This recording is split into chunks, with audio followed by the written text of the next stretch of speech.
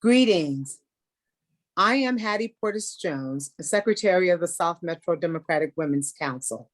The organization's purpose is to create awareness and facilitate support for various social issues and programs that concern women in the South Metro and surrounding areas. The council is extending an invitation to all eligible candidates from each of the South Metro cities for the upcoming municipal election in the region. An email has been sent to each qualifying participant to ask their participation in our interview series.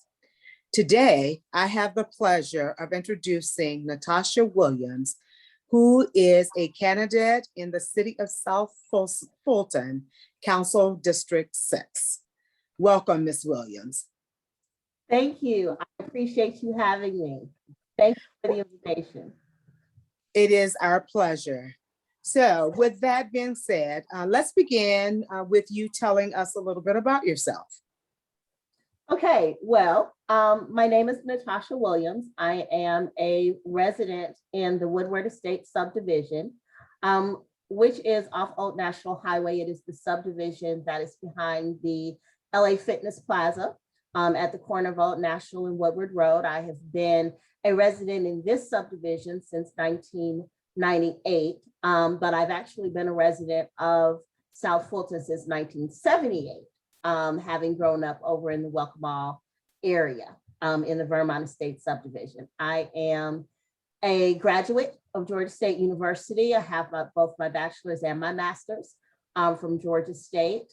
And I also hold a graduate certificate from Kennesaw State University in leadership and ethics, as well as being a current student at Valdosta State University, working on my doctorate in public administration, where I specialize in research in innovation in the public sector. Professionally, I am an employee of Emory University and the Rollins School of Public Health, where I am a pre-award administrator working with faculty in the epidemiology and the global health departments to secure grant funding for their research.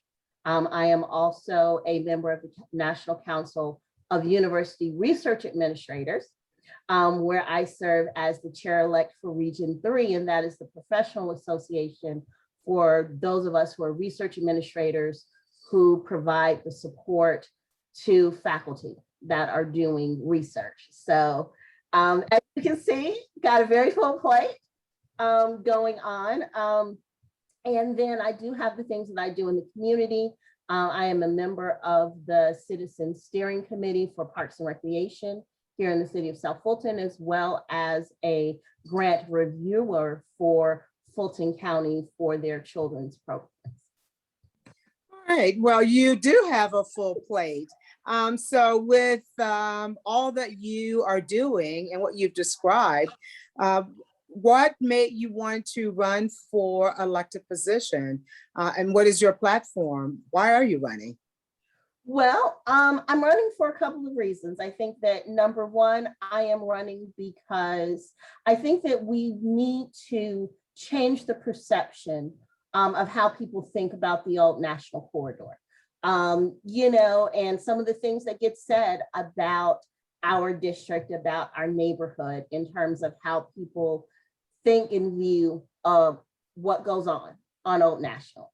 To hear some people tell it, this is a war zone where, if you go to the Kroger, you go to the Walmart, you're going to get, robbed and beaten and, drugged behind a car. And that's just simply not the case. So I think that number one, we need to change the perception of Old National. I think that number two, there needs to be more partnership with the community in terms of being able to elevate our profile and being able to tell our story of all of the great things that are happening in District 6, and being able to represent this district, I think, with a level of professionalism, a level of dignity, and a level also of empathy, in terms of understanding my neighbors, understanding my community that I've worked so hard in, over the years to really, be involved and be a part of what happens here.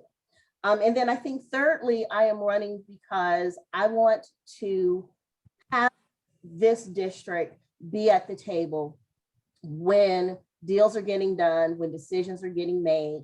You know, I want to be able to work collaboratively with our mayor, with our city council, you know, even with our city employees, so that when discussions are happening about Old National Highway, particularly what should happen in District 6 in Old National Highway, that there's an active and engaged and involved representative at the table who does have that background of community service, who has been, you know, in the community from, you know, the days of my daughter attending Love to Nolan and being part of the PTA, to when she went to Hateville Charter and being part, you know, a parent representative on the school board, you know, really immersed in the community and talking to people in the community. And I really want to elevate their voices and, you know, make sure that their needs are met, their voices are heard, and that they're fully represented at, you know, at the table. Because, you know, if you're not on the table, you're on the menu. That is what they say. That is what they say. Well, talk a little bit more about, you know, your community and your community involvement and what makes you unique. Why should your constituents vote for you versus all of the others who are running for the office? Well, I think that people should vote for me because I am truly a person who's been in the community, who's been a voice, who's been a face, you know, who has been here doing the work. You know, I am someone who has grown up here. So I have memories of Old National Highway from the days of the service merchandise and the Richway. Before it was a Target, it was a Richway. And when World Changers was a Kmart. So I go, you know, and I believe that by coming together, you know, and bringing the community to the table, bringing, you know, that not just that history, but having spent so much time now, particularly working with Parks and Recreation about the plans that they have for us for our parks. You know, I live right by Creel Park, and so I can remember the programming that used to be at Creel Park. You know, things that my daughter participated in that, you know, are no more. You know, so wanting to bring those types of things back. You know, I can remember activities along Old National Highway that made it fun, you know, to live here. You know, outdoor things and, you know, movies and events and things that used to happen, you know, to get back to having that type of, you know, thing in our community. I also think that when you look at Old National Highway and knowing that it is now a tax allocation district, so we are a TAD, and the plans that are for the revitalization of the Old National Corridor, you know, to get us back to where it used to be, you know, 40 years ago when I moved here in 1978. And so I think that when residents look at me, they're going to see somebody who's very deeply committed, you know, to the neighborhood, very deeply committed to the community, and is going to be active and involved on a regular basis. You know, not just somebody that you see on the screen during council meetings and then, you know, you're not really heard from again, you know, but wanting to be somebody who's able to communicate from the citizens to the rest of the city council, what it is that the residents want, but then to also be able to go back to the residents and have those town hall meetings, to have, you know, those neighborhood community meetings, to have those conversations about what it is that we're doing and what it is that's happening, because I think that that is something that's missing at the moment, is that communication back to people about what really is going on Old National. And see, that gets back to that, you know, what I said about the perception, is that in the absence of accurate, forthcoming and regular communication about what's actually happening, people only know what they see.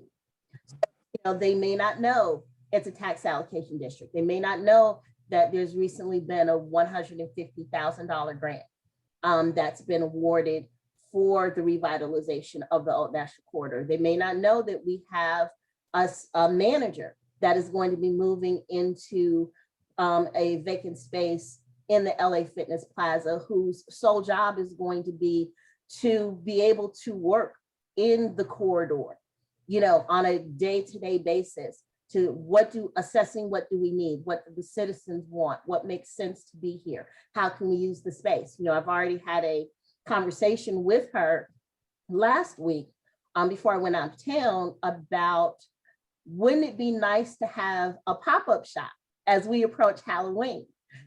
Think about Fayetteville Pavilion, right?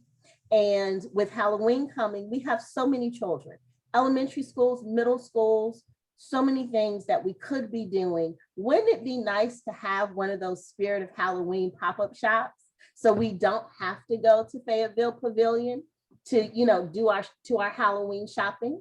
Because kids want to have fun. Mm-hmm. Bring that here to us. And we keep those tax dollars here in the neighborhood. We keep those tax dollars in the community, and the kids are able to get their costumes or the decorations, or even adults, if they're having their Halloween parties, we can go right here and not have to venture out the neighborhood. So it's, that kind of thinking about, what can we bring online that will make Old National attractive, for people to want to invest here and, to do the work of revitalizing the corridor. And so that's what I think people will get when, they vote for me, is they're going to get somebody who really does want to see this district and this neighborhood, really, as the kids would say, pop. So you are running at a abnormal time. That is, we've been in the midst of a pandemic for the past 2 years now. We thought we were headed to the other side of it, but hence we've now been hit with the Delta variant. And I just saw on the news today, there's another one that's on the horizon that's a potential threat. With that being said, what would be some of your legislative priorities in the context of, governing in the midst of a pandemic? Well, I think the good news for us in the city of South Fulton is that we had a mayor and a council that was very proactive in taking steps early on. And I think that, we really have been able to weather the storm, so to speak, quite well, in terms of being able to continue keeping business going. The pivot to virtual environments such as this, where, the meetings are being held virtually, being able to do, the work electronically, small groups in person, properly masked, and as need be. But I think that the work of a city council is to make policy. Policy making can happen, in all types of ways. We don't have to be in person to make policy. We can do it electronically, the same way we're having this interview via Zoom is the same way the council has been meeting. And so I think that we'll continue to do that as the science dictates, and again, I have to give credit to our mayor and our council for following the science. As an Emory employee working in the School of Public Health, I'm very much attuned to the Delta variant and what that means, and then the Mu variant that's been detected in Central America. But yes, the business of the city has continued carefully, but deliberately. Things that haven't been held in person, a lot of the recreational activity, stopped. But businesses, when they were able to safely reopen, have done so. And so, our businesses are operating, almost as normally. Those that have reduced capacity, again, following the guidance and guidelines of the CDC and, Fulton County Health, the Georgia Department of Public Health, we've been able to soldier on, for lack of better phrasing. And I see that continuing. I don't see anything diminishing, as we navigate through, through these new waters. Mhm. Do you think your legislative priorities are different because of this environment? Would you have had a different focus if you were running in a normal time, during normal times? No, I don't think so. I mean, because I think that the issues that are being dealt with are issues that you're going to always deal with. So when you talk about issues of zoning, you're going to always have zoning, right? When you talk about land use, you're going to always have issues of land use. Economic development, happens every day, and it's going to always happen. So these things that the city of South Fulton are dealing with are not things that are unusual to cities or different from any other city that's around us. So I think the priorities of looking at how do we develop good policy? How do we refine our zoning ordinances, so that they are responsive to the needs of the community while balancing the needs of the city as a whole? How do we bring new businesses online and incentivize them? That work is going to happen regardless of whether it is a pandemic or it's not a pandemic. Transportation, what types of, where do we have to partner with GDOT or MARTA? It's a mix of, I live, all national highways a state road, so I live on a state road that is serviced by MARTA, but traffic can be horrific. Mm-hmm. National highway. And so there's things that have to be balanced there with all three working together. And so we can continue to do that work, even though it's a virtual environment. Okay. So you alluded to some of these things earlier, but what can your constituents look forward to from you that they are not already receiving? I think that what they can look for from me is consistent, open, honest, and forthright communication that is, free of value statements and value judgments. Here's the facts. It's that old TV show, just the facts, ma'am, just the facts. But here's what's going on, so that you're aware. And to give you an example of that, there's been a lot of conversation around sidewalks on Old National Highway. And a lot of the conversation that happens, that has been happening around that is very much different from what is actually happening, right? So when people don't have good information, nature abhors a vacuum. They're going to fill that vacuum with what they believe to be the case based on what they see. And, people's perception can be their reality. Being able to communicate, hey, what's really happening with the sidewalks is that the city is still negotiating IGAs with Fulton County for the funding and everything else that's needed to get the sidewalk project going. Well, if citizens know that, then they may not be quite so agitated by the time they go online to start, on Facebook and Nextdoor and the social media spaces, to complain about, well, we're not getting sidewalks. Why aren't we getting sidewalks? They're deliberately withholding sidewalks. No, there's a process. So that's the first thing they can get from me, is they can get good information about what actually is happening. I think the second thing that they can get from me is they can get someone who is very much a data-driven decision maker. Again, I work with researchers every day. And so,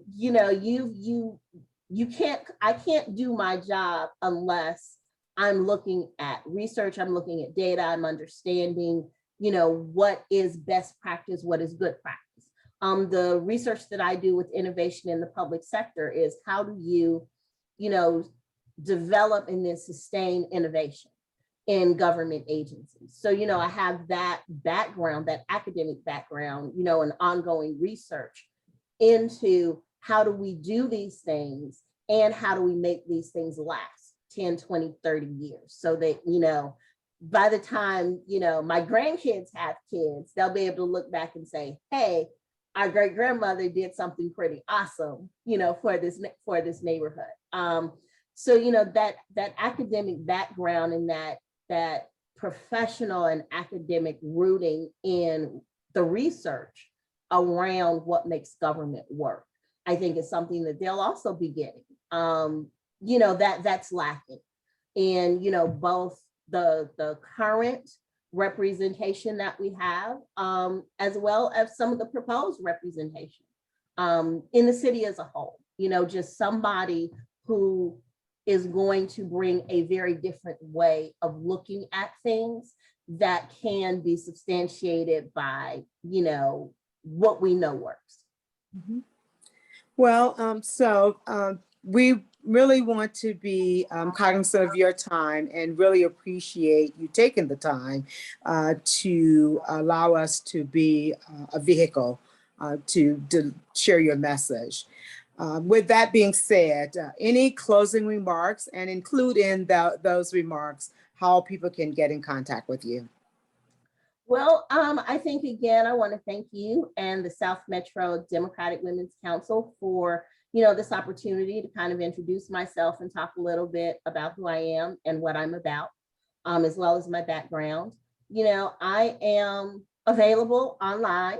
You can email me. Everything is the same. It's vote for the number 4, Natasha, COSF6@gmail.com. My phone number is 470-259-3316. So you can, call me, text me. And, I have a Facebook page. I have an Instagram page. I have a Twitter. All of those things can be found on my website, which is also vote for the number 4, Natasha, COSF6.com. Anybody's, feel free to reach out at any time. And if you see me out and about, whether it's the Walmart, Kroger, Wayfield, whatever, feel free to stop me, have a chat, as I'm out campaigning, knocking on doors. If I knock on your door, please answer so that I can tell you who I am and what I'm doing. But, just as I'm out and about, I want people to feel comfortable talking to me. And to feel as if, they can have a conversation with me. So I invite everyone, who wishes to please reach out. Well, fantastic. Again, on behalf of the South Metro Democratic Women's Council, thank you for allowing us this opportunity to interview you and to get to know you, hear about your platform, and to be able to share your message along with the message of all other candidates. At the end of the day, it will be up to the voters to decide. So good luck with your campaign. And again, thank you. Thank you for having me.